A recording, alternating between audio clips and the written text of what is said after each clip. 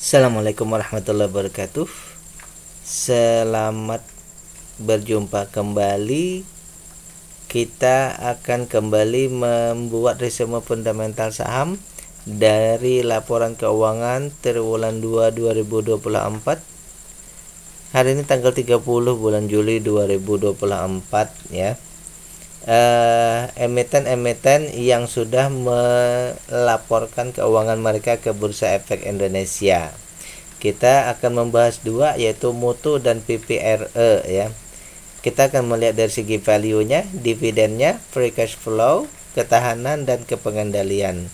Kali lagi bahwa apa yang saya sampaikan ini adalah untuk bahan perbandingan atau sebagai edukasi ya, bukan untuk perintah aksi beli atau jual. Kemudian pembahasan saya ini bukan bertujuan untuk melebih-lebihkan ataupun menjelek-jelekan sebuah emiten. Ini murni kita untuk belajar mengenali atau mengetahui kondisi sebuah perusahaan berdasarkan data-data yang sudah didapat ya. Baik, kita akan membahas yang pertama Mutu ya. Mutu Agung Lestari ya. Jika dirasa nanti pembahasan kita ini bermanfaat, jangan lupa untuk klik like, subscribe dan share. Mutu Agung Lestari ini adalah perusahaan yang bergerak di bidang layanan pengujian, inspeksi dan sertifikasi ya. Jadi mereka bidangnya ini jasa ya, jasa layanan pengujian, inspeksi dan sertifikasi ya. Solusi pengujian air yang handal dan terpercaya dengan teknologi terkini untuk hasil akurat dan cepat. Saya baru mempunyai data di triwulan 2 ya. Keuntungan perusahaan ini 13%, harga nilai bukunya 64, harga sekarang 77. Berarti perusahaan ini untung 20,9%. Berarti ini termasuk sangat besar ya, sangat besar keuntungannya 20%, keuntungan bersihnya ya. Harga 77.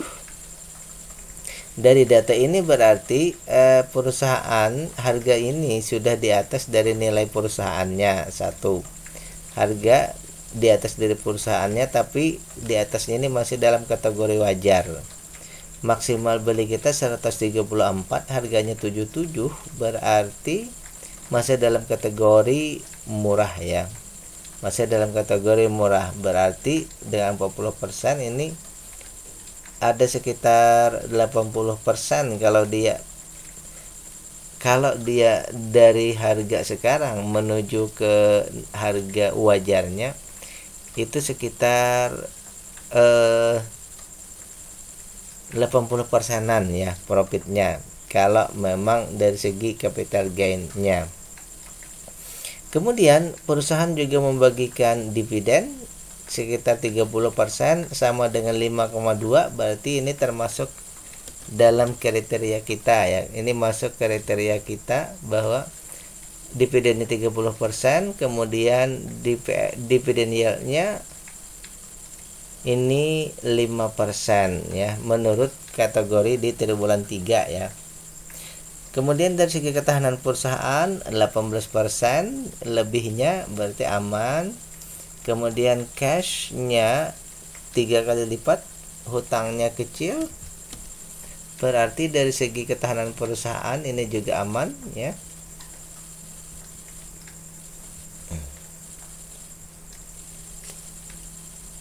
Terakhir, kepemilikan perusahaan 30% yang ditawarkan kepada masyarakat dan 30% pula yang ada di masyarakat untuk ditradingkan. Berarti setelah IPO, ini kemungkinan ya, setelah IPO memang saham yang beredar cuma sejumlah itu saja, tidak ditambah ya. 70%-nya masih berada di tangan pemilik ataupun pengendali ya. Baik, dari data yang ini kita dapatkan bahwa perusahaan ini ya, dari semua kriteria ini memenuhi kriteria kita ya, kecuali untuk book value itu sudah lebih 20%. Maka kalau menurut saya pribadi, perusahaan ini ya, menurut saya pribadi perusahaan ini layak invest ya. tinggal silakan cek nanti GCG-nya ya, cek GCG-nya apakah pemilik ataupun pengendali ataupun manajemen ada bermasalah hukum. Kalau tidak ada berarti sudah klop, tinggal ngecek lagi dari segi mungkin kalau mau dari segi teknikalnya silahkan ya. Saya belum punya data perbandingan ya, andai kata ada perbandingan dari triwulan sebelumnya ini mungkin lebih mudah ya. Namun yang saya lihat dari segi chart kalau tidak salah ini harga sekarang ini turun bahkan hampir di bagian bawahnya ya, bagian bawah. Maksudnya di supportnya ya. Jadi kalau menurut saya saham ini sekali lagi layak invest, tinggal dicek GCG-nya. Karena untuk bagian GCG saya tidak berani memberikan pendapat, silahkan cari sendiri di online ya.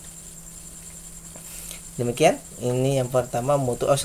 Tambahan bahwa perusahaan juga baru membagikan dividen di tahun ini ya. Perusahaan baru membagikan dividen di tahun ini baru sekali ya. Kita tidak tahu keberlanjutannya apakah berlanjut atau tidak, tapi setidaknya ini sudah ada gambaran ya. Lanjut kita akan membahas saham yang kedua, PPRE ya. Saya sudah meletakkan playlist di deskripsi. Bila Anda ingin mengetahui saham-saham yang sudah saya bahas di triwulan 2, silahkan klik playlist tersebut di deskripsi. PT PPRE ini atau PP Presisi adalah anak usaha dari PT PP ya. Berarti ini termasuk kelompok dalam usaha BUMN ya, tapi dia anak usaha dari PT PP. Kemudian bidangnya ini lebih ke jasa konstruksi sipil dan gedung ya. Jasa konstruksi sipil dan gedung. Baik, data yang saya dapatkan juga baru 1 triwulan ya, triwulan 2. Jadi nanti kita lanjut nanti di triwulan berikutnya, triwulan 3. Keuntungan perusahaan ini dari data Rp4 ya. Sementara book value-nya 237. Jadi keuntungannya 1,9%.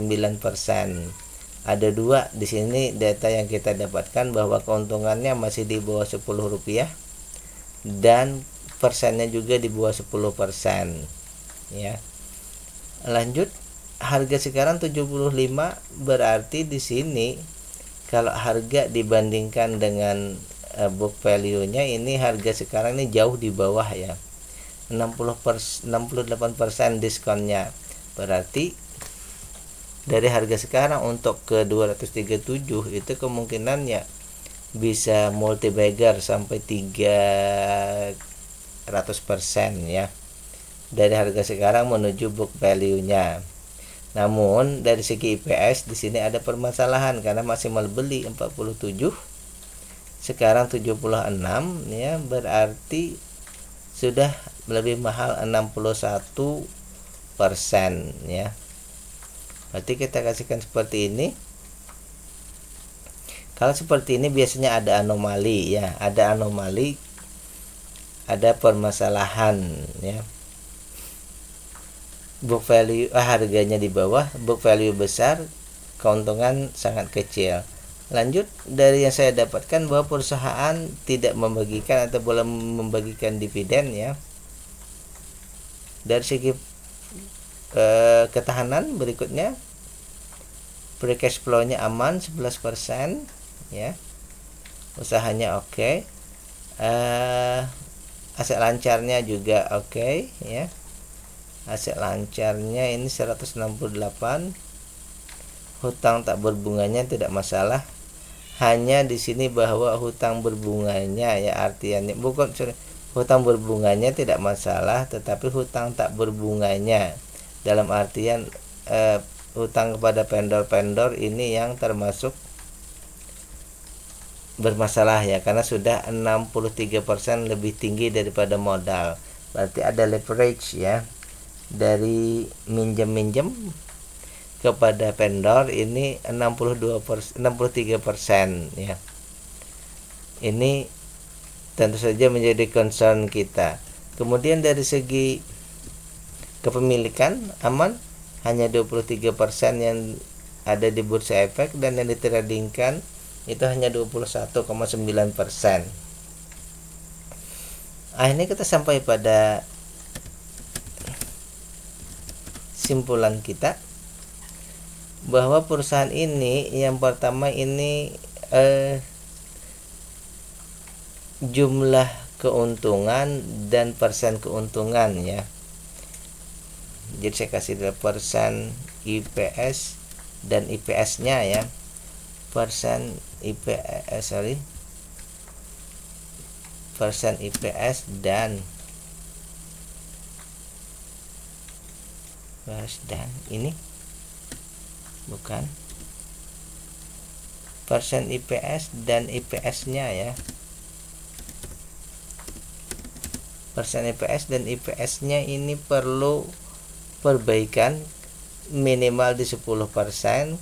Kemudian tadi di tanggungannya ya. Ini harus membaik. 2 hal dari 3 komponen ya. 2 hal maksudnya IPS persen dan IPS jumlahnya, plus ini tanggungannya di hutang tak berbunga yang perlu kita concern lebih jauh ya. Baik, ini pembahasan kita tentang 2 saham. Yang pertama tadi adalah Mutu, yang kedua PPRE. Demikian, assalamualaikum warahmatullahi wabarakatuh.